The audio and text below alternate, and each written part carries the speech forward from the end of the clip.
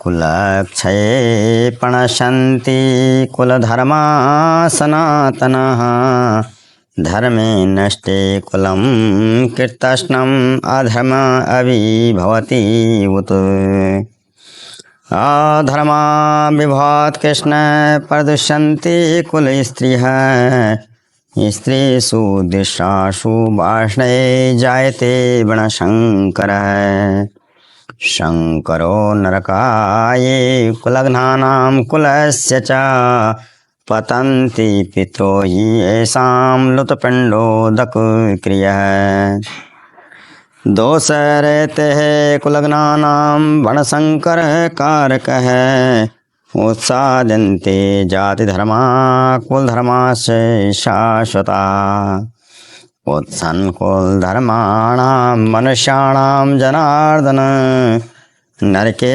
नीतं वासः भवति इति अनुशोषम् अहोबत् महत् पापं कर्तुं व्यवसिता वयं यद्राज्य सुखलोभेन हन्तुं स्वजनं मुद्यता यदि मां प्रतिकारम् आशस्त्रं शस्त्रपाणयः धात्राष्ट्रारण्ये हन्युस्तन्मे क्षेमतरं भवेत्। श्री संजयवाद। मुक्त्वा अर्जुनः संख्ये रथोपस्थ उपाविशत् विसृज्य शस्त्रं चापं शोक संविघ्न मानसः।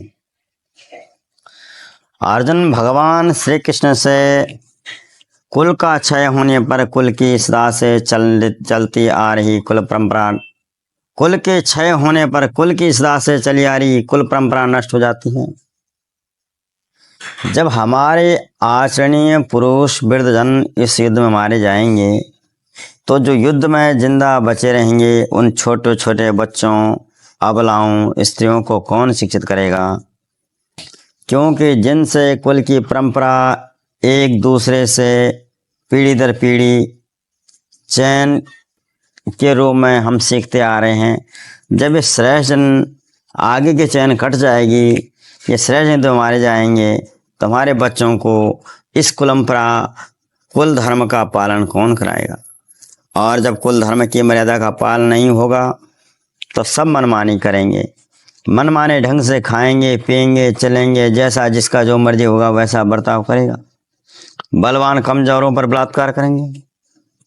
माँ, बहन, दादी, मौसी, बुआ आदि आदि रिश्ते की व्यवस्था तो कुल परंपरा की देन है। और जब कुल परंपरा ही लुप्त हो जाएगी तो पशुओं जैसा व्यवहार सब लोग करने लग जाएंगे। सिर्फ इंद्रिय भोग को मुख मान करके मनमाना आचरण करेंगे। इस तरह कुल की संपूर्ण मर्यादा क्षीण हो जाएगी, अधर्म का बोलबाला हो जाएगा, कुल परंपरा दब जाएगी।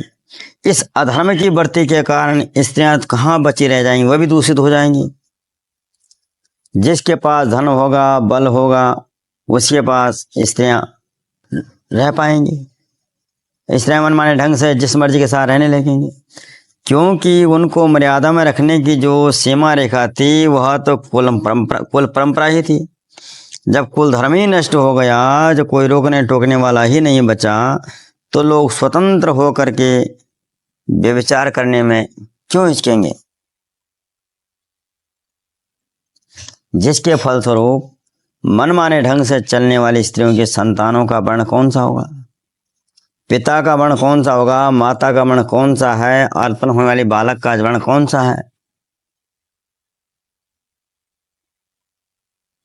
अच्छी संतानें तो परस्पर समान आचार विचार वर्ण धर्म वालों से उत्पन्न होती हैं।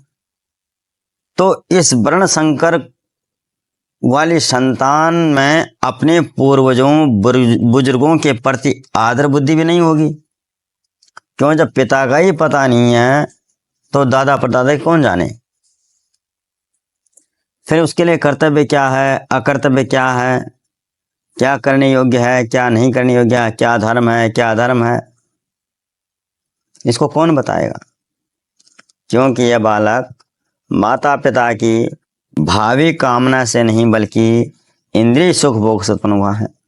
इस तरह यह बालक भी मनमाना आचरण करता हुआ उल्टे सीधे काम ही करेगा, जहाँ जैसा मर्जी होगा वैसा करेगा। ऐसी अफरा तफरी होने से कुल का नाश करने वाले जो कुल घाती हैं, आपस में लड़ने झगड़ने वाले हैं, उनका संपूर्ण कुल धर्म जाति धर्म नष्ट हो जाएगा। जब जाति धर्म नष्ट हो गया तो मनुष्यों का अनंत काल तक नरक में वास होता है, ऐसा हम सुनते आए हैं। ऐसा अर्जुन भगवान श्री कृष्ण कहते हैं। तो कहते हैं कि हे कृष्ण, जब हम इतना सब जानते हैं तो हम ऐसे कर्म क्यों करें? थोड़े से राज्य के सुख के लोभ में आकर हम कितने भयानक कर्म करने को जा रहे हैं। कितने आश्चर्य की बात है।